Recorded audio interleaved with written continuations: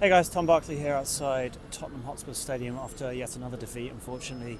2-1 against Newcastle. A loss that is now one win in the last 8 games, 3 defeats in the last 5 home league games, which were all winless.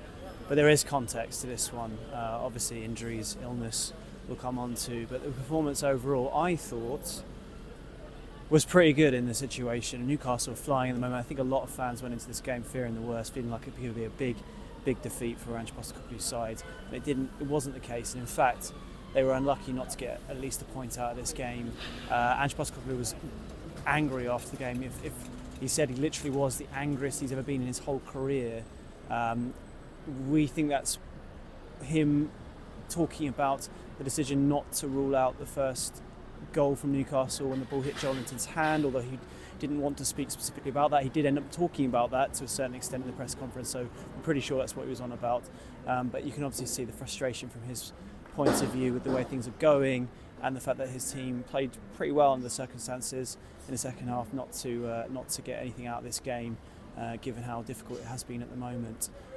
So let's get into it. I mean, the context of this match, leading up to it, Spurs already without so many players, particularly at the back and in goal.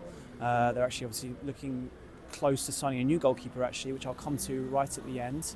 But they're already missing a whole bunch of players. We know who's out: Van der Ven, Romero, Ben Davies, Guillermo Vicario, Mikey Moore's not back yet, Richarlison, Bentancur suspended today. A whole host of players. There's probably more that I've forgotten. Odegaard, of course. But then, to add to that, they also struggle with illness this week, a bug that hit the team, meaning that Archie Gray and Radi Dragusin and Fraser Forster in particular were bedridden for most of the week. Forster was left out of the team completely here today, meaning Brandon Austin, who has been at the club since for nearly 10 years and is turns 26 this week, and yet still hadn't until today made a first team competitive appearance for Spurs. And in fact, his last competitive appearance for any club was 4 years ago now, during a loan spell at the MLS with Orlando City, one of only 2 loan spells he's ever had in his career. So really lacking in experience, Brandon Austin, going into this game. Dragusin himself only managed to make it to the half time, of which then he had to be forced off and he was shattered apparently, meaning Sergio Reguilon came on. And Jed Spence, presumably because he's the tallest of the fullbacks who was out there, was put into the middle alongside Archie Gray. No actual natural centre-back in the second half for Tottenham, and I do think that context really does have to come into it.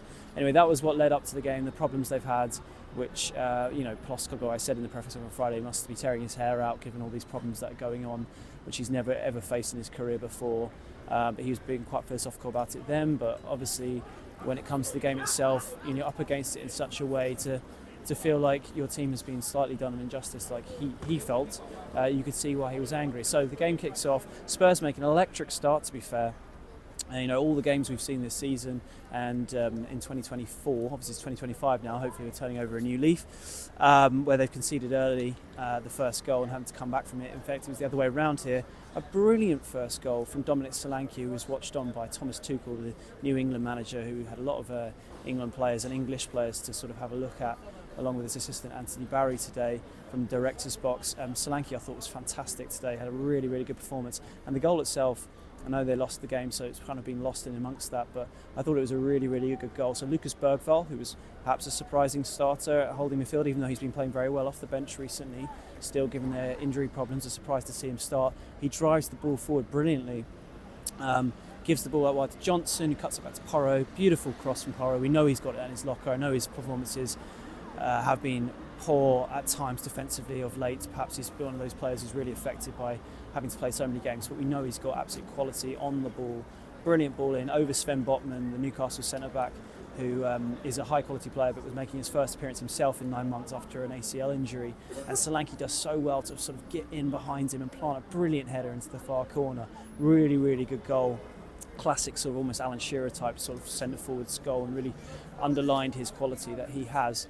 But unfortunately, within 2 minutes, that was 4 minutes on the clock when that happened, Tuchel barely had time to sort of sit down and take his place in the director's box by the time that happened.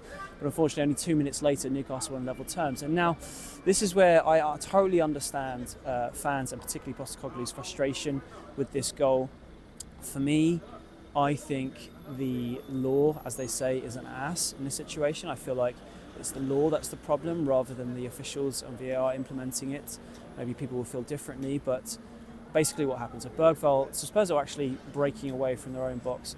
Bergvall plays a pass, it hits Joe Linton's hand, and that completely changes the court direction of the ball, goes the other way, puts the ball straight to Guimaraes, who slays it into Gordon, who finishes neatly past Austin to make it 1-1. It goes to VAR, but basically because Joe Linton's hand is not in a natural position, or deemed not to be in an unnatural position rather, they can't rule it out, they can't overturn it, they can't overturn the on-field decision. Now, it's a strange one because, yes, when your hand is low like that, I guess it isn't in an unnatural position as the law decrees. But surely, with the way it completely changed the context and the course of the ball to go the other way and put Spurs massively on the back foot and play Newcastle in, that's got to be some sort of intervention on that front. But again, I think so I totally sympathise with all of everyone's point of view who are raging about it. Postecoglou was going nuts on the sideline over it.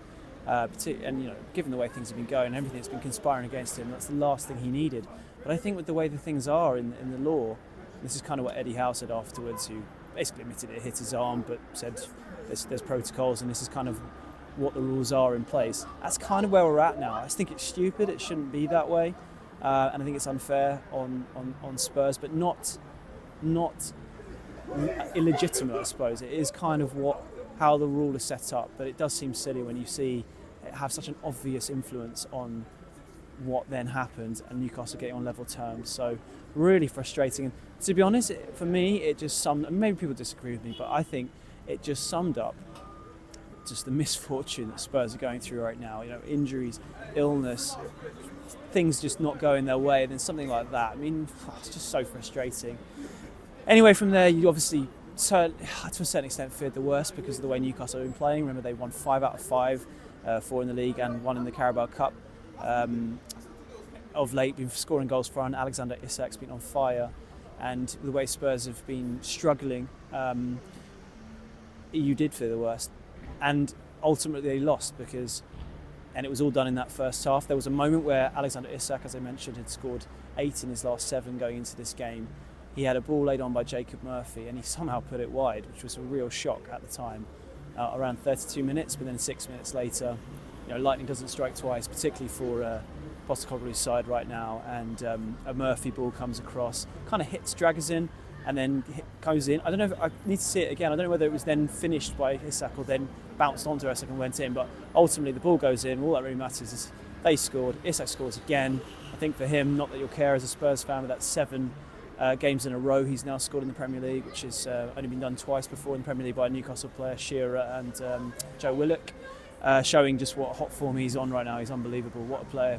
Probably the best striker in the Premier League, although Erling Haaland will probably score a bunch of goals more in the next few weeks and regain his title. But he's absolute top quality, Alexander Isak. We talked about him in the video leading up to this after the press conference yesterday, ahead of this game, and how hindsight's a wonderful thing. But if Spurs had got him instead of Richarlison, how different things could be. But that's the way it is. Anyway, he scores, and going to the second half, particularly when Dragazin comes off at half time with this exhaustion, I suppose, and there's no centre back, and like I say, Spence goes to centre back and Reguilon comes on. You just think, oh God, what is going to happen here with Newcastle's attacking quality? Murphy playing brilliantly, Gordon obviously scored England international, everyone's flying, got Harvey Barnes off the bench, player that Spurs liked in that summer when he went to Newcastle, and he's got obviously real quality as well. But Spurs were really good in that second half, and I know all the sort of Ange doubters and frustrated fans out there will say it counts for nothing, and ultimately it does, and it does come down to results. But for me, as an impartial observer, it doesn't look like to me like the players aren't playing for the manager. It really doesn't. When you look at that second half performance, it really looks like they're trying their best and things are conspiring against them. And yes, they're lacking quality, and maybe you could argue, and many will, that his open tactics at times contributes to them conceding too many goals. And the numbers don't lie, they do concede too many goals. But you're playing an informed Newcastle at home, and if it weren't for Johnson hitting the post after Barclay made a great save from Solanke in the final minutes has a has a header save, which he could have maybe done better with, even though I thought all round he was very, very, very good today.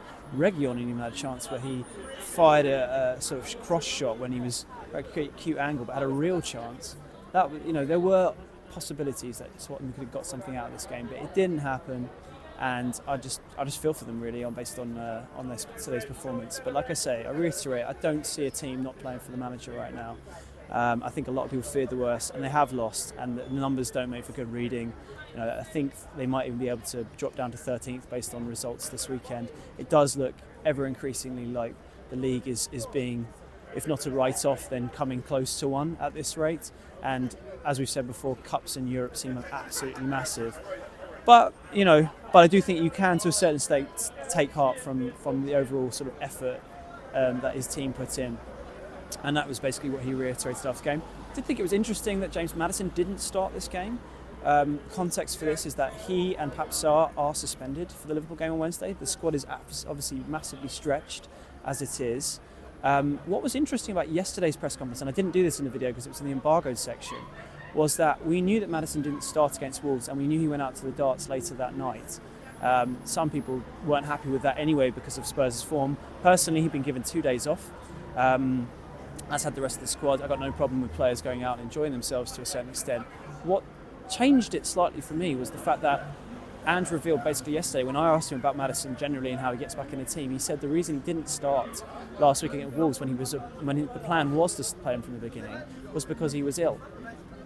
And so he came on in the second half as a 64th minute sub, obviously playing or starting a Premier League game.